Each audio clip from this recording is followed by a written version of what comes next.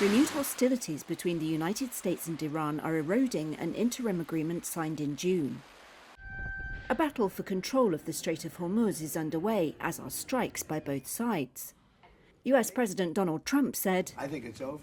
And Iran's top negotiator said the era of one-sided deals is over.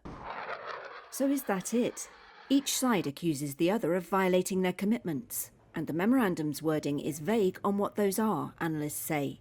Thomas Junot of Chatham House in London says the problem is it deferred the most complex issues, such as how to wind down Iran's nuclear program, until a final deal is reached. It was largely inevitable that there would be disagreements between the two sides, that there would be disagreements on the interpretation of the vague terms.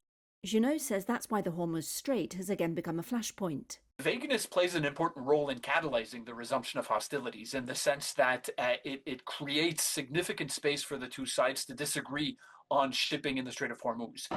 Iran has fired on vessels it said attempted an unapproved route and declared the strait closed again. Trump then reinstated a blockade of Iranian shipping and proposed charging a 20% fee to guard the vital waterway. Both sides have very clearly been interpreting the agreement differently. Iran interprets the framework as implying that it can exercise a serious degree of control on shipping in the strait, whereas the US is interpreting the agreement as implying that Iran must allow for the freedom of navigation in the Strait of Hormuz. The US has now revoked a license allowing Iran to sell oil. This was part of the MOU and a big win for Iran, whose economy was suffocated by sanctions. Tehran condemned this as a breach. But, Junot says, hostilities in Hormuz are the tree, and the roots of the resumed hostility go deeper. It goes beyond the vagueness in the framework agreement and is explained more by the much more serious disagreements between the two sides on Iran's nuclear program, on regional security in the Middle East, on Iran's missile program, on its drone program, on Iran's support for violent and terrorist groups throughout the region. And these are all issues that the framework agreement of June simply kicked down the road. No date has been set for further talks. The two sides were meant to reach a final deal in 60 days.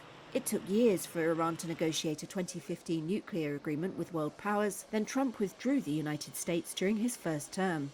But Junot says both sides have left the door open. So when he says that the ceasefire is over, he partially means it in the sense that it expresses his skepticism towards the ceasefire, which I think pretty much everybody shares.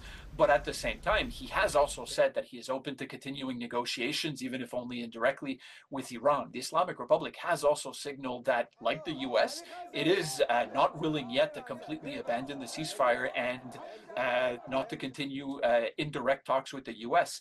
From that perspective, if we take a couple of steps back, the ceasefire is absolutely in a fragile and difficult position, but it is not necessarily over.